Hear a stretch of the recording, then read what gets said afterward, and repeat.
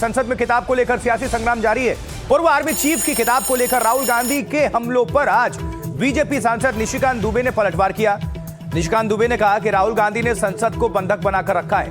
उन्होंने कहा कि राहुल ने बिना छपी किताब पर देश को गुमराह करने की कोशिश की। निशिकांत दुबे ने भी किताबों के जरिए कांग्रेस पर तीखा हमला बोला और कहा कि कांग्रेस ने देश को नुकसान पहुंचाया है। सुनिए। द एक्सीडेंटल प्राइम मिनिस्टर कि प्राइम मिनिस्टर केवल नाम मात्र के थे। सारा फैसला जो है सोनिया जी लेती थी। सोनिया जी किस तरह से फैसला लेती थी? संजय बारू की किताब है, संजय बारू जिंदा है, इसके ऊपर क्यों नहीं चर्चा होगी कि आप कैसे, मतलब गांधी और नेहरू परिवार को लगता है कि वो राजा हैं और आज तक उनका राजशाही खत्म नहीं हुआ, इसके ऊपर क्यों नहीं चर्चा होगी? या द रेड साड़ी, ये किताब सोनिया जी के ऊपर, और ये किताब पहले बैन हो गया था लेकिन अब अवेलेबल है। ये हमने बुक स्टोर से खरीद कर ही लिया है कि 10 साल में किस तरह से करप्शन किया, किस तरह से बाहर पैसा डाला, किस तरह से व्यक्तिगत इटालियन लोगों के बिजनेसमैन के साथ रिलेशन थे। क्या इसके ऊपर चर्चा नहीं होनी चाहिए रेड साड़ी के ऊपर? देखिए, संसद में राहुल गांधी के बयान पर भारतीय जनता पार्टी ने मोर्चा खोल दिया है। दिल्ली में कांग्रेस मुख्यालय पर बीजेपी ने प्रदर्शन किया है। दिल्ली बीजेपी अध्यक्ष भी इस प्रदर्शन में शामिल हुए। राहुल गांधी ने रवनीत सिंह बिट्टू को गद्दार कह दिया, जिस पर राजनीति भी गर्मा चुकी है। सिख समुदाय के लोगों ने इसे सिखों का अपमान बताते हुए राहुल गांधी के इस्तीफे तक की मांग कर दी है। ये तस्वीर भी देखिए, कांग्रेस मुख्यालय के बाहर का ये प्रदर्शन, सुनवाइए सर।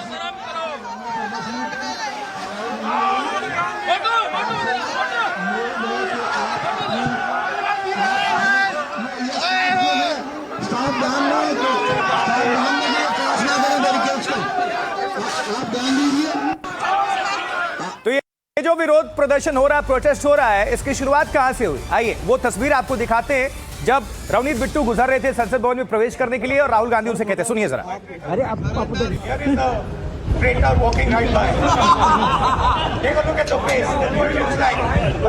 सर थोड़ा आप, अरे आप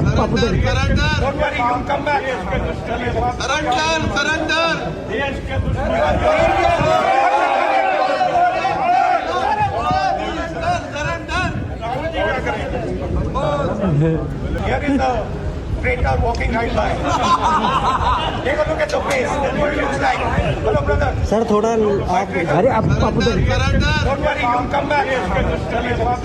ये सुनिए मेरा गद्दार दोस्त, देश के दुश्मन के साथ नहीं बैठ सकता। ये पलटवार किया रवनीत बिट्टू ने और कहते हुए आगे बढ़ गए। हाथ मिलाने की कोशिश की पहले राहुल गांधी ने गद्दार दोस्त कहते हुए, लेकिन रवनीत बिट्टू ने हाथ नहीं मिलाया। उन्होंने भी जवाबी पलटवार कर दिया। अब इसको लेकर भी सियासत बेहद गर्म है। आगे बढ़ते पश्चिम बंगाल लिए चलते हैं। पश्चिम बंगाल के दक्षिण 24 परगना में भीषण अग्निकांड हुआ। लक्ष्मीकांतपुर का विजयगंज बाजार में जबरदस्त आग लगने के बाद कई दुकानें जलकर राख हो चुकी हैं। ये भीषण आग कैसे लगी और आग से कितना नुकसान हुआ, रिपोर्ट देखिए।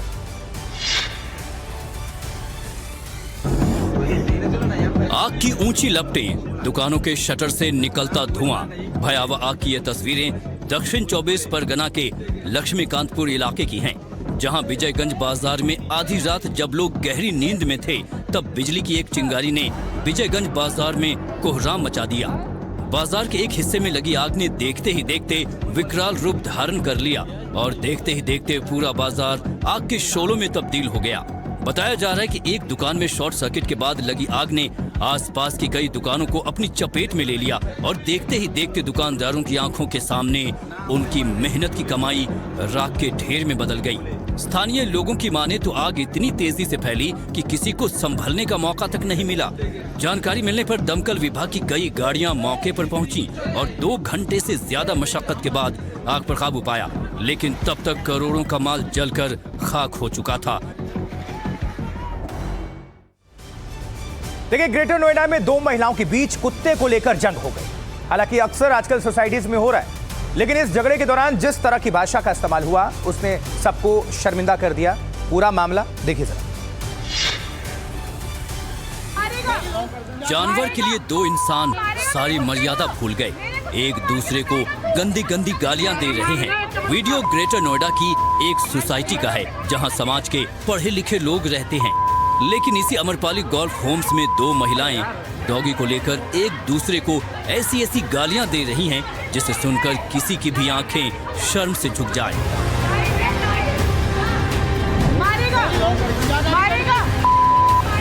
मामला पब्लिक प्लेस पर डॉगी को लेकर घूमने का था। जब एक महिला ने इस पर आपत्ति जताई तो डॉग लवर दूसरी महिला ने गाली गलौज शुरू कर दी। फिर क्या था, दोनों महिलाएं आपस में भिड़ गई और सोसाइटी में हंगामा हो गया। हालांकि आसपास के लोग महिलाओं को समझाने बुझाने की कोशिश करते रहे, लेकिन दोनों गुस्से में बेकाबू नजर आईं। घटना की रिपोर्ट बिसरक पुलिस स्टेशन में दर्ज कराई गई है। पुलिस मामले की जांच कर रही है।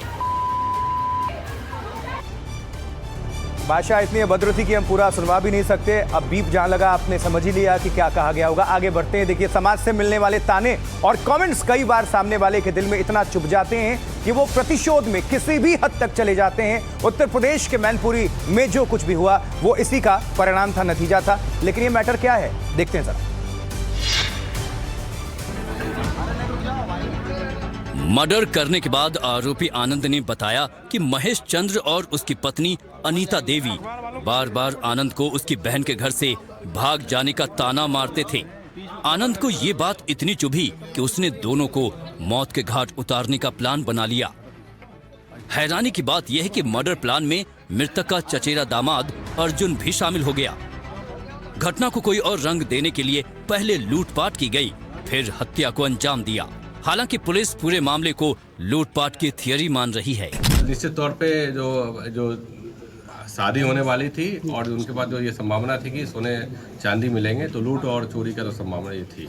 दूसरा ये था कि एक जो बात सामने ये भी आएगी कि आनंद और उनका विवाद चल रहा था, तो हो सकता है कि कहीं ना कहीं वो मतलब कि अपना ही बदला देना चाहते। जांच में पता चला कि घटना को अंजाम देने के बाद आरोपी अर्जुन की टॉर्च मौके पर ही छूट गई, जिससे पुलिस कातिलों तक पहुंच गई।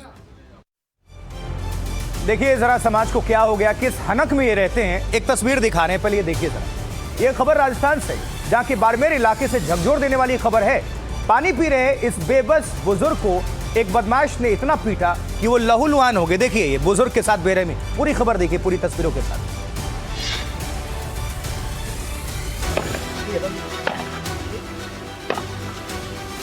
हाथ में लोटा, हलक में पानी की कुछ बूंदें और माथे पर ढलती उम्र की लकीरें। और उम्र के इस पड़ाव पर कभी जूते से मारा जा रहा है तो कभी लातों से, और लगातार गालियां दी जा रही हैं।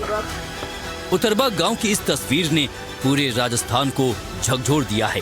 बुजुर्ग बार बार अपनी गलती पूछता रहा, हाथ जोड़ता रहा, लेकिन आरोपी डंडे और जूतों से उसे लहूलुहान करने पर आमादा थे।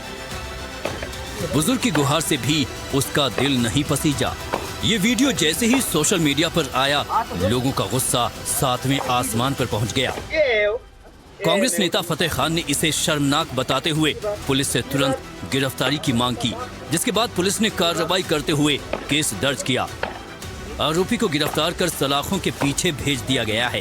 पुलिस अब कार्रवाई भले ही कर रही है, लेकिन सवाल है कि बदमाश में इतनी हिम्मत आई कहां से। अब पुलिस भी निश्चित तौर पर इनका इलाज कर रही होगी जरूर। कानूनी कार्रवाई तो होनी चाहिए और सख्त होनी चाहिए, ताकि एक मिसाल बने। आप अपनी कार में सुरक्षित घर लौट रहे हो और अचानक आपके पैरों के नीचे से आग की लपटें निकलने लगे, जैसे इस कार में हुआ, तो सोचिए क्या होगा। यूपी के नोएडा में एक युवक ने कुछ ऐसे ही खौफनाक मंजर का सामना किया। देखिए पूरी खबर। और नोएडा के फेज 3 थाना इलाके में हुए इस भयावह हादसे का वीडियो भी सामने आया, जहां भागवती गार्डन के पास फर्राटा भरती कार आग लगने के बाद धू-धू कर जलती नजर आई। कार में लगी ये आग इतनी भीषण थी कि आसमान में दूर से आग की लपटें दिखाई दे रही थीं। आग की तेज लपटों ने कार को पूरी तरह जलाकर राख कर दिया। मंजर इतना भयानक था कि देखने वालों के पैर ठिठक गए। चश्मदीदों के मुताबिक आग बहुत तेजी से फैली। जैसे ही बोनट से लपटें उठी, चालक ने सूझबूझ दिखाई और चलती गाड़ी से कूदकर अपनी जान बचाई। पुलिस और दमकल विभाग को खबर दी गई। कुछ ही देर में फायर ब्रिगेड की टीम मौके पर पहुंची। लपटों पर काबू पाने का काम शुरू हुआ। कार में आग लगने की वजह शॉर्ट सर्किट बताई जा रही है।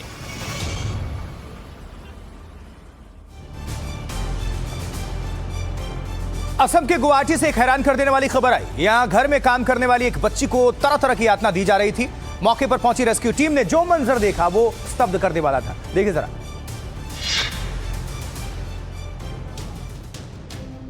गुवाहाटी के पंजाबारी के एक घर में डिस्ट्रिक्ट लेबर टास्क फोर्स की टीम उस बच्ची को तलाश रही है जिसे घर में छिपा कर रखा गया है। पहले तो घर की मालकिन हर आरोप से इनकार करती रही, लेकिन जब घर की तलाशी ली गई तो मंजर देखकर सभी हैरान रह गए। महज 13 साल की बच्ची को बेड के नीचे बने बक्से में छिपा कर रखा जा रहा था। टीम को खबर मिली थी कि घर में काम करने वाली इस बच्ची के साथ मकान मालिक अरमीन अख्तर जुल्म करती थी, उसके साथ मारपीट करती थी और कई दिनों तक भूखा प्यासा रखकर इस तरह की क्रूरता करती थी।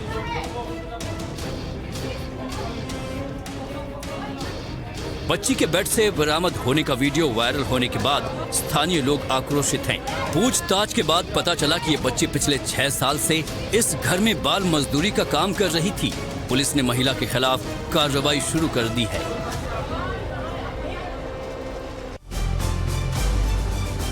ताजनगरी आगरा की एक रिहायशी कॉलोनी में दबंगई और मारपीट के आरोपों से इतना खौफ फैल गया कि करीब 40 परिवारों ने अपने घरों पर मकान बिकाऊ है के पोस्टर्स लगा दिए हैं। देखिए जरा ये पूरा मामला, पूरी खबर। ताजनगरी आगरा का पौश इलाका कमला नगर दिखने में शांत है, लेकिन यहाँ की दीवारों पर चस्पा ये सफेद पोस्टर गुंडागर्दी और दहशत की कहानी खुद बयां कर रहे हैं। भगवान नगर की गलियों में सन्नाटा है और इसकी वजह है पड़ोस में रहने वाला एक दबंग युवक, जिससे तंग आकर करीब 40 परिवारों ने अपने घरों के बाहर मकान बिकाऊ है के पोस्टर लगा दिए हैं। स्थानीय निवासियों का आरोप है कि विशेष समुदाय का ये युवक आए दिन नशे की हालत में हंगामा करता है, घरों में घुसकर महिलाओं से छेड़खानी करता है। लोग इस कदर डर गए हैं कि अपनी जीवन भर की कमाई से बनाए घरों को छोड़कर पलायन करने को मजबूर हैं। आरोप है कि एक दिन पहले ही जब कॉलोनी के एक घर में शादी का जश्न था, खुशियों के बीच आरोपी ने घर के लोगों के साथ मारपीट की, जिसमें एक महिला गंभीर रूप से घायल हो गई। मामला संज्ञान में आते ही पुलिस ने आरोपी को गिरफ्तार कर लिया है। पुलिस ने लोगों को सुरक्षा का पूरा भरोसा देते हुए पलायन न करने की अपील की है।